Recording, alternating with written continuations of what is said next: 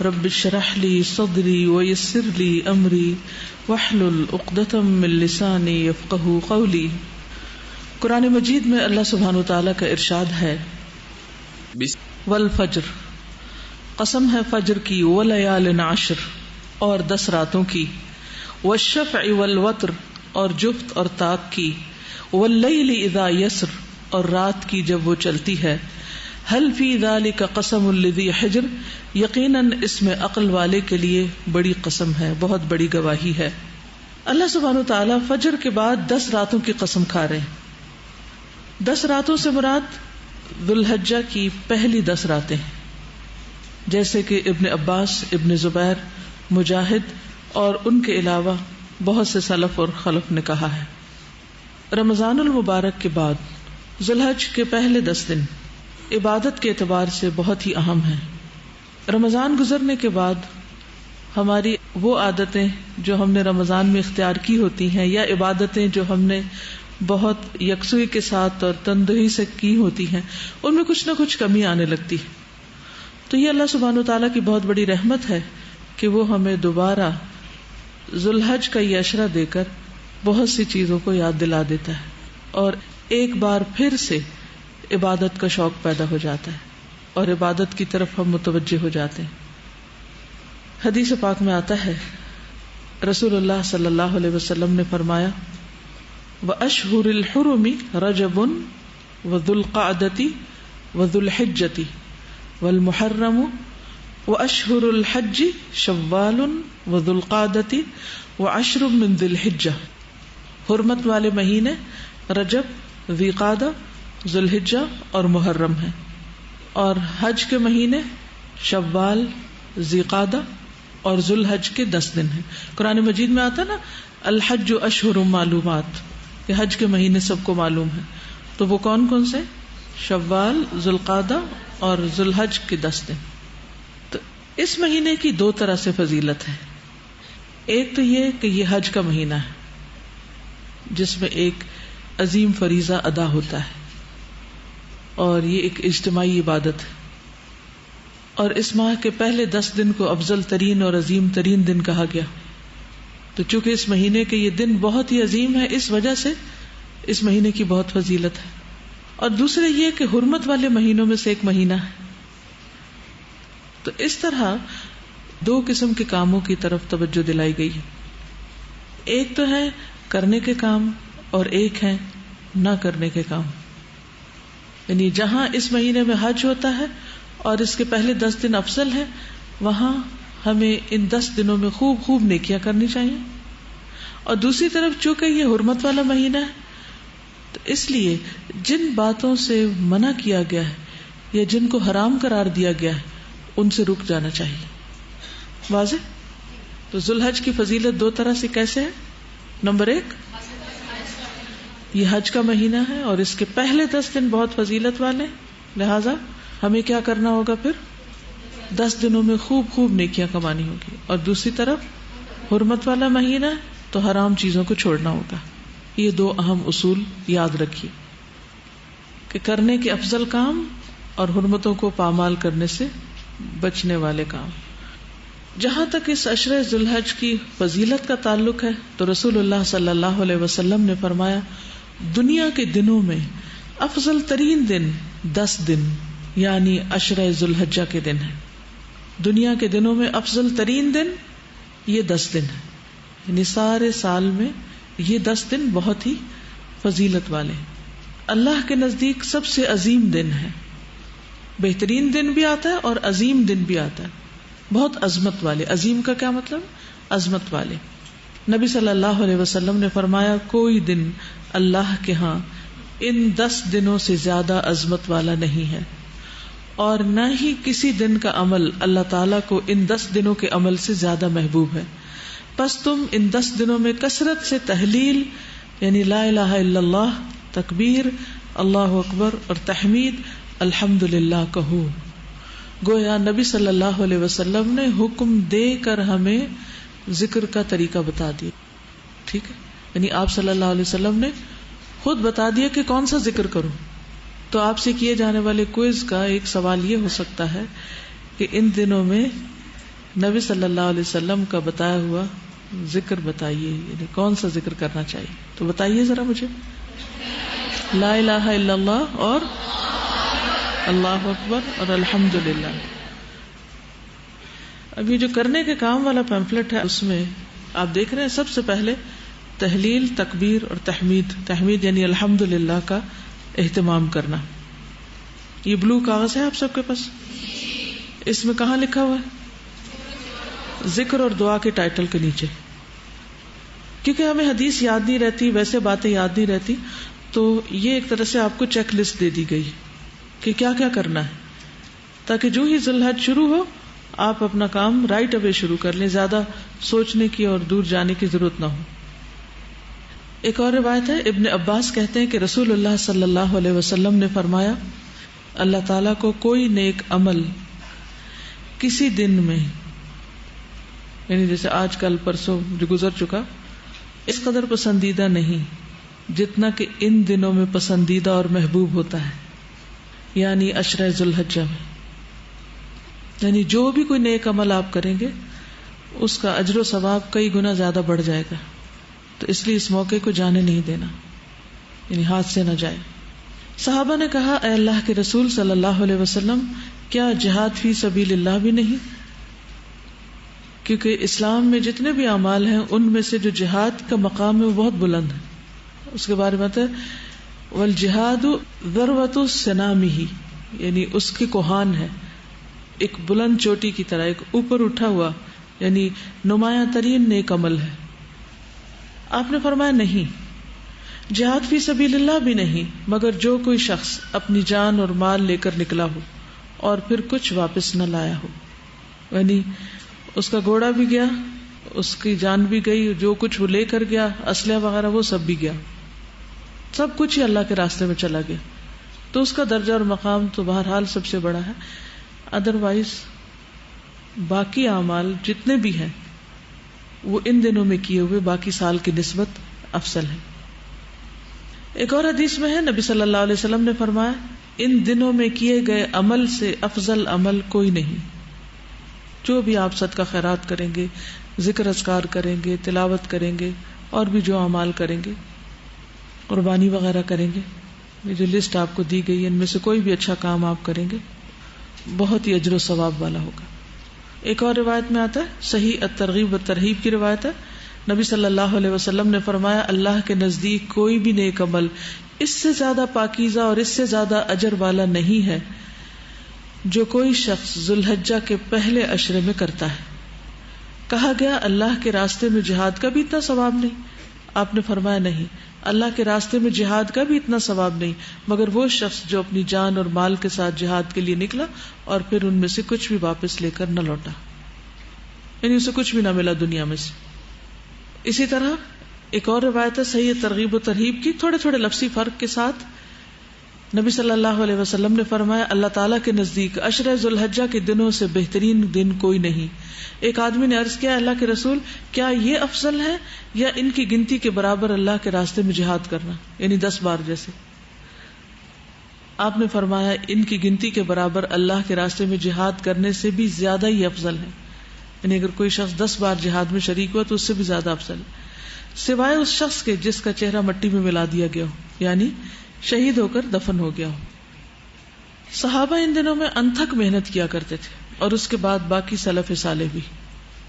راوی کہتے ہیں کہ سعید بن جبیر ذی الحجہ کے 10 دن داخل ہونے کے بعد عبادت میں بہت زیادہ کوشش کرتے، اتنی جس کی وہ قدرت نہیں رکھتے تھے، یعنی میکسیمائز کرتے اپنے آپ کو، جتنا بھی زیادہ اپنا وقت لگا سکتے وہ لگاتے.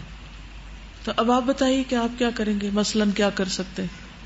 یعنی کوئی تو کام ایسے کرنے چاہیے نا جو آپ عام دنوں میں نہیں کرتے لیکن ان دنوں میں آپ لازم کریں. روزہ رکھ سکتے ہیں، صدقہ کر سکتے ہیں، نفل نمازیں اور تہجد آغاز کر لیں، آگے راتیں لمبی ہونا شروع ہو جائیں گی تو وہ کنٹینیو کریں، اور قرآن پاک کی صورتیں یاد کر لیں. ٹھیک ہے، یعنی ان 10 دنوں میں یہ 10 لیکچر پلان کر رہی ہیں تاکہ اوروں کو بھی موٹیویٹ کیا جائے کیونکہ ہمارے ہاں رمضان کی اہمیت کا تو سب کو اندازہ ہے، لیکن ذوالحج کے عشرے کے بارے میں صرف وہی اس کو اہمیت دیتے ہیں جو حج پہ جاتے ہیں، باقی جو لوگ پیچھے رہتے ہیں وہ اس کو نارمل ڈیز کی طرح لیتے ہیں. تو اس لیے سنت کو زندہ کرنے کی ضرورت ہے. دوسری چیز یہ کہ حرمت والے ایام ہیں، اور حرمت والے ایام میں ہم دیکھتے ہیں کہ نبی صلی اللہ علیہ وسلم نے خاص طور پر، یعنی باقی تو مہینوں کے نام آپ نے لیے ہی، لیکن اس مہینے کی حرمت کا خصوصی طور پر صحابہ کرام کو یاد دلایا. ابن عمر کہتے ہیں کہ نبی صلی اللہ علیہ وسلم منا میں صحابہ سے مخاطب ہو کر فرما رہے تھے، تم جانتے ہو یہ کون سا دن ہے؟ انہوں نے کہا اللہ اور اس کا رسول بہتر جانتے ہیں. تو آپ نے فرمایا یہ حرمت والا دن ہے. پھر آپ نے پوچھا یہ کون سا شہر ہے؟ تو انہوں نے کہا اللہ اور اس کا رسول بہتر جانتے ہیں. تو آپ نے فرمایا یہ حرمت والا شہر ہے. پھر آپ نے پوچھا کیا تم جانتے ہو یہ کون سا مہینہ ہے؟ انہوں نے کہا اللہ اور اس کا رسول بہتر جانتے ہیں. آپ نے فرمایا یہ حرمت والا مہینہ ہے. یعنی آپ نے خاص طور پر اس مہینے کا ذکر کیا کہ یہ حرمت والا ہے. پھر فرمایا بے شک اللہ نے تمہارے خون اور تمہارے مال اور تمہاری عزتیں آپس میں تم پر اس طرح حرام کیے ہیں جیسے تمہارے اس دن کی تمہارے اس مہینے اور تمہارے اس شہر میں حرمت ہے. یعنی جیسے مکہ اور حرم کی اہمیت ہے اور جیسے ان دنوں کی اہمیت ہے، اس مہینے کی اہمیت ہے، اسی طرح تمہارے آپس میں جان مال کی ایک دوسرے کے لیے حرمت ہے. یعنی جس طرح ان چیزوں کو محترم سمجھتے ہو ایسے ہی انسانوں کو بھی احترام دو، اور جو ان کا مال یا عزت اور جو ان کی بلانگنگز ہیں، ان کی جان، ان سب چیزوں کو بھی تم قابل احترام سمجھو. یہ ہم کس طرح کر سکتے ہیں؟ جو حسن اخلاق میں پڑھا اس کو امپلیمنٹ کرے. ایک چھوٹے سے لیول پر آپ دیکھیں کہ احترام کا عملی مظاہرہ کہاں کریں گے، کیسے کریں گے. مثلاً آپ کے گھر میں کون کون لوگ ہوتے ہیں؟ جن کی شادی نہیں ہوئی ان کے لیے کون ہوتے ہیں؟ بڑے پیرنٹس ہوتے ہیں، والدین ہوتے ہیں. اگر والدین نہیں تو کون ہوتا ہے گھر میں؟ کوئی دادا دادی یا نانا نانی یا خالہ چچا ماموں، یعنی کوئی بھی بڑے ہوتے ہیں نا. اور جن کی شادی ہو چکی ہوتی ہے وہاں کون کون ہوتا ہے؟ شوہر ہوتے ہیں، ساس سسر ہوتے ہیں. ٹھیک ہے، کیا ان کا احترام لازم ہے؟ کیسے کرتے ہیں احترام؟ کیا چیزیں احترام کرنے میں آتی ہیں اور کیا نہ کرنے میں؟ بولے کیسے ان سے؟ عزت کے ساتھ، ان کا نام نہ پکاریں، ان کے ساتھ نرم رویہ رکھیں، احترام کا رویہ رکھیں. شوہر کا بھی احترام لازم ہے؟ کوئی نہیں. کیوں ضروری ہے شوہر کا احترام؟ ہم تو اتنی پڑھی لکھی لڑکیاں، ہمارے لیے تو لازم نہیں ہے. نہیں، ہم تو اسے ایز اے فرینڈ لیتے ہیں اور اس کا نام لے لے کے پکارتے ہیں. تو ہمیں تو یہ کس نے کہا احترام ہے شوہر کا؟ اس کے ساتھ جیسے چاہیں بدتمیزی کریں اور جیسے چاہیں بچوں کے سامنے لڑیں، اس سے چیخیں چلائیں، گالی گلوچ کریں، کچھ بھی کریں، سب ٹھیک ہے جی. تو اوبیڈینس اسی کی ہوتی ہے نا جس کا احترام ہو. فالصالحات قانتات، صالح عورتیں جو فرما بردار ہوتی ہیں. تو جو فرما بردار ہوتا ہے وہی دراصل احترام کرنے والا ہوتا ہے. اگر کوئی کسی کی بات نہ مانے تو اس میں کیا احترام ہے؟ جو ہمارے بزرگ تھے وہ کبھی شوہروں کا نام لے لے کے نہیں پکارتے تھے. آپ اس کو کیا لیگلی جائز بھی ہے، چلے جائز بھی قرار دے لیا، لیکن پھر بھی اللہ سبحانہ تعالیٰ نے شوہر کا درجہ ایک گنا زیادہ رکھا ہے.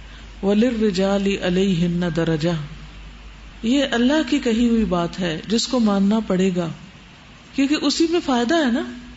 اگر ہم اللہ تعالیٰ کی بات نہیں مانیں گے تو اس میں اللہ تعالیٰ کا تو کوئی نقصان نہیں، ہمارا اپنا نقصان ہے.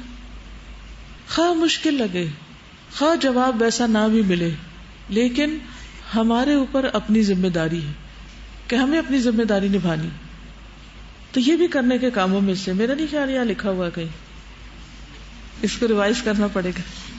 والدین، سسرالی رشتہ داروں اور اپنے رشتہ داروں اور شوہر کا عزت احترام کرنا خدمت خلق میں آ جائے گا، یا اس کے اوپر نام ہی احترام کا دے دیں اس کو، کیونکہ حرمت والا مہینہ احترام کا تقاضا کرتا ہے. دیکھیے ہر انسان کا ٹیسٹ ہے نا، جو اس سے اچھا کرتا ہے اس سے اچھا کرنا تو بہت آسان ہے. لیکن اگر آپ کا شوہر اچھا نہیں کرتا لیکن پھر بھی آپ اپنا فرض پورا کر رہے ہیں، یہ بھی فرض ہے نا. ہم کھانا پکانا فرض سمجھتے ہیں کہ کھانا پکانا ہے، وہ ہمارے کام ہے، کپڑے دھونے، گھر صاف کرنا ہے، وہ ناراض بھی ہو تو کرتے رہتے ہیں. لیکن یہ فرض ادا کرنا اس کو بھول جاتے ہیں کہ یہ بھی اللہ ہی کی طرف سے حکم ہے. پھر اسی طرح عمرو بن احوص کہتے ہیں کہ میں حجۃ الوداع کے موقع پر رسول اللہ صلی اللہ علیہ وسلم کے ساتھ تھا. آپ نے اللہ تعالیٰ کی حمد و ثنا بیان کرنے کے بعد نصیحت کی، پھر خطبہ دیا اور فرمایا یہ کون سا دن ہے جس کی حرمت میں تم لوگوں کے سامنے بیان کر رہا ہوں؟ یہ کون سا دن ہے جس کی حرمت میں تم لوگوں کے سامنے بیان کر رہا ہوں؟ 3 دفعہ فرمایا آپ نے. لوگوں نے جواب دیا یا رسول اللہ حج اکبر کا دن ہے. آپ نے فرمایا تمہارے خون، مال، عزتیں ایک دوسرے پر اسی طرح حرام ہیں جیسے آج کا یہ دن تمہارے اس شہر اور اس مہینے میں حرام ہے. جان لو کہ ہر جرم کرنے والا اپنا ہی نقصان کرتا ہے. ہر جرم کرنے والا اپنا ہی نقصان کرتا ہے. کوئی باپ اپنے بیٹے کے جرم اور کوئی بیٹا اپنے باپ کے جرم کا ذمہ دار نہیں ہو. آگاہ ہو جاؤ کہ مسلمان کا بھائی ہے اور کسی مسلمان کے لیے اپنے بھائی کی کوئی چیز حلال نہیں مگر وہ جو خود اپنے نفس سے حلال کر دے، یعنی خوشی سے خود دے دے. اور نبی صلی اللہ علیہ وسلم کی حرمتوں کو پامال نہ کرنے کی عظیم نصیحت ایک اور جگہ پر بھی آتی ہے کہ اس میں نبی صلی اللہ علیہ وسلم نے جب پوچھا تو صحابہ خاموش رہے، اور پھر آپ نے آخر میں یہی فرمایا کہ تمہارے خون، مال اور عزتیں اسی طرح حرام ہیں جس طرح آج کے دن کی حرمت اس مہینے اور اس شہر میں ہے. حضرت حسن کہتے ہیں کہ صبح آدمی ایمان والا ہوگا اور شام کو کافر، یا شام کو ایمان والا ہوگا اور صبح کے وقت کافر. اس کے بارے میں وہ کہتے تھے، یہ حدیث ہے نا کہ فتنوں کے دور میں ایسا ہوگا. تو اس کی وضاحت وہ کیسے کیا کرتے تھے؟ کہتے تھے صبح کو انسان اپنے بھائی کی جان، مال اور عزت کو اپنے اوپر حرام سمجھے گا لیکن شام کو حلال سمجھنے لگے گا. اسی طرح شام کو حرام سمجھتا ہوگا تو صبح حلال کر لے گا. یعنی ایک چیز جس کی قباحت اور برائی کا اس کو اندازہ ہوگا، احساس ہوگا، پھر اس کے بعد وہ اس کو بہت آسان سمجھ لے گا. تو اب کرنے کے کام کیا ہے؟ سب سے پہلے تو یہ کہ حرمتوں کا پاس رکھنا ہے، ہمیں جان، مال، عزت کی حرمت کا لحاظ رکھنا ہے. یہ مومن کے اوپر لازم ہے نا، اور اس کا تعلق ایمان کے ساتھ ہے. اس کا تعلق ایمان کے ساتھ ہے. ابن عمر فرماتے ہیں کہ ایک مرتبہ رسول اللہ صلی اللہ علیہ وسلم ممبر پر چڑھے اور بلند آواز سے فرمایا، اے لوگوں کے وہ گروہ جو صرف زبانوں سے اسلام لائے ہو، صرف دعوے ہیں اور ایمان ان کے دلوں میں نہیں پہنچا، مسلمانوں کو اذیت مت دو، انہیں آر نہ دلاؤ، یعنی تانے مت دو، ان میں عیوب مت تلاش کرو، کیونکہ جو شخص اپنے کسی مسلمان بھائی کی عیب جوئی کرتا ہے اللہ تعالیٰ اس کی عیب گیری کرتا ہے، اور جس کی عیب گیری اللہ تعالیٰ کرنے لگے وہ ذلیل ہو جائے گا، اگرچہ وہ اپنے گھر کے اندر ہی کیوں نہ ہو. پھر راوی کہتے ہیں کہ ایک دن ابن عمر نے فرمایا اور وہ بیت اللہ کی طرف دیکھ رہے تھے، کہنے لگے کہ تم کتنے عظیم ہو، تمہاری حرمت بھی کتنی عظیم ہے، لیکن مومن کی حرمت اللہ کے نزدیک تیری عزت سے بھی زیادہ ہے. ہم میں سے کون ہے جو بیت اللہ کی عزت تو کرتا ہے لیکن اس درجے کی عزت کسی مسلمان بھائی کی نہیں کرتا؟ کیا ہم اس چیز کو سمجھتے ہیں؟ خانہ کعبہ کی تصویر کو دیکھتے ہیں تو ہمارا دل محبت اور احترام اور عقیدت سے لبریز ہو جاتا ہے. ایسے ہی ہوتا ہے نا، اور ایک دم ہمارے منہ سے نکلتا سبحان اللہ. کسی مومن کو دیکھ کر کتنی دفعہ ایسے ہوا. کل جس وقت میں فقہ القلوب کی کلاس لینے کے لیے آ رہی تھی تو جو ہی میں اپنے ایریا سے نکلی تو چھٹی کا وقت تھا، لوگ گھروں کو جا رہے تھے، تو میں ایک ایک کے اوپر نظر ڈال رہی تھی اور سب پر مجھے اتنا پیار آ رہا تھا. اس کی وجہ کیا تھی؟ وجہ یہ تھی کہ میں یہ سوچ رہی تھی کہ یہ سارے یہاں پر کیوں ہیں؟ یہ صرف قرآن کی محبت میں آئے ہیں، اللہ کے دین کی محبت میں آئے، ورنہ یہ کہیں اور بیٹھے ہوتے. ان سب کی محبت اللہ نے میرے دل میں ڈالی. میرے لیے یہ سارے بہت ہی قابل قدر ہیں. صرف سوچ کی بات ہوتی ہے نا، وہی لوگ چاہے تنگ بھی کریں پھر بھی اچھے لگنے لگتے ہیں کیونکہ وہ ایک مقصد کے لیے آئے ہیں. اگر آپ اپنی کسی بھی بہن، کسی بھی کلاس فیلو، کسی بھی شخص سے ملیں اور یہ احساس آپ کے دل میں ہو کہ اس 4 دیواری کے اندر ہم اللہ کی خاطر جمع ہوئے، تو ہمارے لیے لازم ہے کہ ہم ایک دوسرے سے محبت کریں اور ایک دوسرے کا احترام کریں، ایک دوسرے کو اہمیت دیں، ایک دوسرے کی قدر کریں. اور غلطیاں تو سب سے ہوتی ہیں، مجھ سے بھی ہوتی ہیں، سب سے ہوتی ہیں.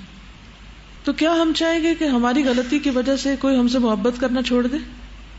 جن سے آپ محبت کرتے ہیں ان کو بھی تو تنگ کرتے ہیں نا، آپ بھی تنگ کرتے ہیں، وہ بھی آپ کو تنگ کرتے ہیں. لیکن کیا اس کے بعد احترام اور محبت اور عزت اور ایک دوسرے کی قدر چھوڑ دینی چاہیے؟ نہیں. جو بھی شخص آیا ہے اور وہ قرآن پڑھنا چاہتا ہے یا وہ پڑھا رہا ہے یا کسی بھی طرح وہ خدمت کر رہا ہے، وہ سب محبت کے لائق ہیں، کیونکہ اس میں ہمارا کوئی ذاتی مفاد نہیں، صرف اللہ کی خاطر. ایسا کیوں ہوتا ہے کہ جہاں دنیا کی حقیر چیزیں یا ان کے فائدے انوالو ہوتے ہیں وہاں تو ہم ایک دوسرے سے محبت کرنے لگتے ہیں، کسی سے کوئی مطلب ہو، کسی سے کوئی فائدہ حاصل ہو رہا ہو. بعضوں کا دیکھا گیا کہ وہ لوگ بہت خوشامدی رویے کے ساتھ لوگوں کو آگے بڑھ کے مل رہے ہوتے ہیں، ایکسٹرا پولائٹ ہوتے ہیں، کیونکہ وہاں کچھ مطلب ہے یا فائدہ ہے. تو جو اللہ کی خاطر محبت ہوتی ہے اس میں کوئی مطلب فائدہ نہیں ہوتا، وہ صرف اس لیے ہوتی ہے کہ دوسرا شخص اللہ کے راستے میں نکلا ہے اور اس بنا پر اس کی قدر کی جائے گی. تو جب یہ احساس دل میں پیدا ہو جائے گا نا کہ دوسرا قابل قدر ہے، ہر بندہ جو اس چھت کے نیچے بیٹھا ہوا قابل قدر ہے، تو پھر کیا ہوگا؟ اس کے مسائل بھی سنے جائیں گے، اس کے دکھ کو بھی محسوس کیا جائے گا، اس کی خیر خواہی بھی کی جائے گی، اس کے بھلائی اور فائدے کے لیے بھی ہر ایک سوچے گا. سوچئے اگر 1000 لوگ ایک دوسرے کے فائدے کے لیے سوچنا شروع کر دیں تو فضا کیسی ہو جائے گی؟ صرف وہ جو فیلنگ اور احساس ہے نا وہی اس فضا کو نورانی کر دے گا.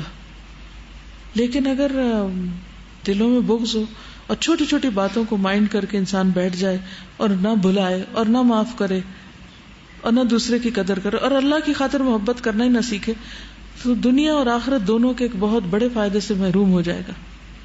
تو ہمیں محبت اور احترام کی اسپرٹ کو ریوائیو کرنے کی ضرورت ہے، اس کو زندہ کرنے کی ضرورت ہے.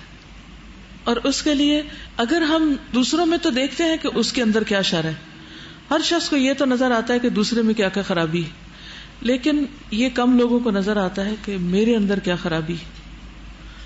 اس کے لیے حرمت قائم کرنے کے لیے ہمیں کیا کرنا ہوگا؟ اس بات کا اہتمام کرنا ہوگا کہ میرے شر سے دوسرے محفوظ رہیں. اہل ایمان میں سب سے بہتر انسان کون ہوتا ہے؟ ابو ہریرہ کہتے ہیں کہ ایک مرتبہ کچھ لوگ ایک جگہ اکٹھے ہو کے بیٹھے ہوئے تھے، یعنی کچھ اکٹھے گیدرنگ تھی. تو نبی صلی اللہ علیہ وسلم ان کے پاس جا کر کھڑے ہو گئے اور فرمایا، کیا میں تمہیں بتاؤں کہ تم میں سب سے بہتر اور سب سے بدتر کون ہے؟ سوچئے، امیجن کیجئے کہ جیسے اس وقت اللہ کے رسول صلی اللہ علیہ وسلم آئے اور آپ کو پوچھیں تو آپ کے دل کا حال کیا ہوگا؟ کہ ڈر جائیں گے کہ کہیں میں ہی تو نہیں بدتر انسان. اب آپ خود تو نہیں آ رہے لیکن آپ کی بات تو پہنچ رہی ہے نا ہم تک، اور 3 دفعہ آپ نے یہ بات دہرائی، کیا میں تمہیں بتاؤں کہ تم میں سب سے بہتر اور سب سے بدتر کون ہے؟ اپنا حساب خود ہی لے لو. اس پر ایک آدمی نے عرض کیا، کیوں نہیں یا رسول اللہ صلی اللہ علیہ وسلم، آپ ہمیں بتائیے. آپ نے فرمایا، تم میں سب سے بہتر وہ ہے جس سے خیر کی امید ہو، جس سے خیر کی امید ہو اور اس کے شر سے امن ہو، اور سب سے بدتر وہ ہے جس سے خیر کی کوئی توقع نہ ہو اور اس کے شر سے امن نہ ہو. تو سب سے اچھا کون ہوا؟ جس سے خیر کی امید. سوچئے، اپنے آپ کو رکھ کے دیکھیے کہ اگر لوگوں کو آپ سے واسطہ پڑتا ہے کسی بھی کام، کسی بھی ضرورت کے سلسلے میں، تو وہ کیا گمان رکھتے ہیں آپ کے بارے میں کہ آپ ان کے لیے مددگار ہوں گے یا نہیں ہوں گے، یا آپ کو اچھی طرح عزت کے ساتھ آپ سے معاملہ کیا جائے گا یا بدتمیزی سے یا صرف ڈانٹ ڈپٹ سے، کیسا معاملہ ہوگا آپ کے ساتھ؟ یعنی وہ کون لوگ ہیں کہ جن سے آپ ملتے ہیں تو آپ کو یہ ہوتا ہے کہ یہ ہمارا خیر خواہ آ گیا، یہ ہماری بھلائی کرے گا، یہ ہمیں کوئی فائدہ پہنچائے گا، یہ ہمیں کوئی اچھی بات بتائے گا. اور ایک وہ شخص ہے کہ جس کو دیکھتے ہی انسان دوسری طرف نکل جائے کہ یہ تو مجھے چھوڑے گا نہیں. تو ہم اپنا مقام خود ہی ڈٹرمن کر لیں اپنے رویوں کے ساتھ. عبداللہ بن مسعود کہتے ہیں، ہم نبی صلی اللہ علیہ وسلم کے ساتھ تھے، ایک شخص کھڑا ہوا اور چلا گیا. اس کے جانے کے بعد ایک شخص اس کے بارے میں عیب جوئی کرنے لگا. نبی صلی اللہ علیہ وسلم نے فرمایا، خلال کرو. خلال کیا ہوتا ہے؟ یعنی جو ٹوتھ پک ہوتی ہے نا، اس کے ساتھ اپنے دانت صاف کرو، دانتوں سے ذرات کو نکالو. اس نے کہا، میں کس وجہ سے خلال کروں؟ میں نے تو گوشت نہیں کھایا. آپ نے فرمایا، یقیناً تم نے اپنے بھائی کا گوشت کھایا ہے. یعنی جو ہی اس نے منہ موڑا، اس کی پیٹھ پیچھے تم اس کی برائی کرنا شروع ہو گئے. یہی تو عزتوں کو پامال کرنا ہے. عام طور پر کیوں ہم یہ باتیں شروع کر دیتے ہیں؟ چھوٹی چھوٹی باتیں ہوتی ہیں جو کسی کی ہمیں ہرٹ کی بھی ہوتی ہیں اور ہم کنٹرول نہیں کر سکتے اپنے اوپر کہ تھوڑی دیر صبر کر جائیں، کیونکہ تھوڑی دیر اگر انسان رک جائے نا تو غصہ ٹھنڈا ہو جاتا ہے. تو اپنے آپ کو کہیں اچھا میں ذرا 2-3 دن کے بعد یہ بات کروں گی، پھر غیبت ہوگی، کم ہو جائے گی. ہو سکتا ہے ہو پھر بھی، لیکن بہت کم ہو جائے گی. مشکل اس میں ہوتی ہے کہ انسان اسی وقت کچھ نہ کچھ تبصرہ شروع کر دیتا ہے. عبد الرحمن بن غنم کہتے ہیں نبی صلی اللہ علیہ وسلم نے فرمایا اللہ کے بہترین بندے وہ لوگ ہوتے ہیں کہ انہیں دیکھ کر اللہ یاد آ جائے، اور اللہ کے بدترین بندے وہ ہیں جو چغل خوری کرتے ہیں، دوستوں کے درمیان تفریق پیدا کرتے ہیں، یعنی لوگوں کو آپس میں لڑاتے رہتے ہیں، اس کی بات ادھر اس کی ادھر، باغی، بیزار اور متعنت ہوتے ہیں، سرکش ہوتے ہیں. متعنت سرکش. سوچئے زندگی میں وہ کون لوگ تھے یا ہیں کہ جن کی وجہ سے آپ کچھ لوگوں سے دور ہو گئے. ایسا ہوتا ہے نا ہر ایک کے ساتھ کہ آپ کے اچھے بھلے تعلقات ہوتے ہیں، بعض اوقات ہسبینڈ وائف کے، پیرنٹس کے ساتھ، بہن بھائیوں کے ساتھ اچھے بھلے تعلقات ہوتے ہیں، لیکن بیچ میں کچھ لوگ ایسے ہمارے خیر خواہ بن جاتے ہیں، نام نہاد خیر خواہ، جو ہمیں صرف دوسروں کی برائیاں چن کے بتاتے ہیں. ان سے کسی خیر کی توقع نہیں ہوتی، کسی کی تعریف کم ہی کریں گے، لیکن انہیں دوسروں کے عیب چننے خوب آتے ہیں، اور پھر وہ چن چن کے آپ کو لا کے بتائیں گے فلاں ایسا ہے، فلاں ایسا، فلاں ایسا. اچھا اس کا نتیجہ کیا ہوتا ہے؟ کیا آپ فرشتے ہیں کہ آپ متاثر نہ ہوں؟ آپ ہوتے ہیں متاثر، چاہے آپ اس کو نکال بھی دیں لیکن کچھ نہ کچھ اثرات رہ جاتے ہیں. اچھا اس کا نتیجہ کیا ہوتا ہے کہ نیکسٹ ٹائم جب آپ اس شخص سے ملتے ہیں جس کی آپ کو بات پہنچائی گئی ہو، تو پھر آپ کے دل کا حال کیا ہوتا ہے؟ اللہ یہ کہ آپ بہت ہی کوئی کبھی ایمان والے ہیں کہ آپ ان ساری باتوں کو باہر نکال دیں. بہت سی خرابیاں صرف نام نہاد دوستوں میں ہوتی ہیں جنہوں نے لوگوں کی برائیاں کرنے پر دوستی کر رکھی ہوتی کہ ہم تمہارے بڑے خیر خواہ ہیں، ہم تو زمانے بھر کی خرابیاں لا کے تمہیں بتائیں گے، تمہیں ویل انفارمڈ رکھیں گے. وہ ہر ایک کے صرف عیب چنتے ہیں. یعنی کسی شخص کی دن رات کی محنت میں سے اگر کوئی 2 باتیں ٹھیک نہیں لگی جو کہ بہت نارمل ہے، اس کو ہائی لائٹ کر دیں گے اور باقی ساری خیر بلا دیں گے. تو پھر ایسے لوگ خواہ بظاہر کتنی بھی خیر خواہی کے دعوے کرتے ہوں، کیا واقعی وہ خیر خواہ ہیں جنہوں نے آپ اور آپ کے دوستوں کے درمیان پھوٹ ڈالی، آپ کے رشتوں کو خراب اور برباد کیا، آپ کے تعلقات کو بگاڑا؟ تو پھر کیا ایسے لوگوں سے دوستی رکھنی چاہیے یا ایسے لوگوں کی قدر کرنی چاہیے؟ پھر قیس بیان کرتے ہیں کہ عمرو بن العاص چند ساتھیوں کے ساتھ جا رہے تھے، ایک مردہ خچر پر سے گزرے جو پھول گیا تھا. انہوں نے کہا اللہ کی قسم کوئی اس میں سے پیٹ بھر کر کھا لے. کس میں سے بتائیے باقی لوگ؟ مردہ خچر میں سے. کبھی روڈ سائڈ پہ پڑے ہوتے ہیں نا مردہ بھینس یا خچر یا کتا یا کوئی، یہ اس سے بہتر ہے کہ کسی مسلمان کا گوشت کھا لے، یعنی غیبت کرے. اتنا گندا فعل ہے. تو اگر عشرہ ذی الحج میں ہم اس مہینے کی حرمت کو قائم کرتے ہوئے انسانوں کی حرمت کا خیال رکھیں اور پورے کانشیسلی اپنے اوپر کنٹرول رکھیں کہ ہم نے کسی کی برائی نہیں دوسرے کے سامنے جا کے کرنی، تو ہی باقی نیک اعمال فائدہ دیں گے. ورنہ کیا ہوتا ہے کہ ہم نیک اعمال تو بہت سارے کر لیتے ہیں لیکن اپنی زبان سے دوسروں کو اذیت دینا نہیں چھوڑتے، جس کے نتیجے میں ادھر ہم نیکیاں جمع کر رہے ہوتے ہیں اور دوسری طرف وہ نیچے پیندے میں ہول کر کے کیا کرتے ہیں، وہ سارے کی ساری ساتھ کی ساتھ گراتے چلے جاتے ہیں. حضرت ابو ہریرہ کہتے ہیں کہ ہم رسول اللہ صلی اللہ علیہ وسلم کے ساتھ چل رہے تھے، ہم 2 قبروں کے پاس سے گزرے، آپ کھڑے ہو گئے، ہم بھی آپ کے ساتھ کھڑے ہو گئے.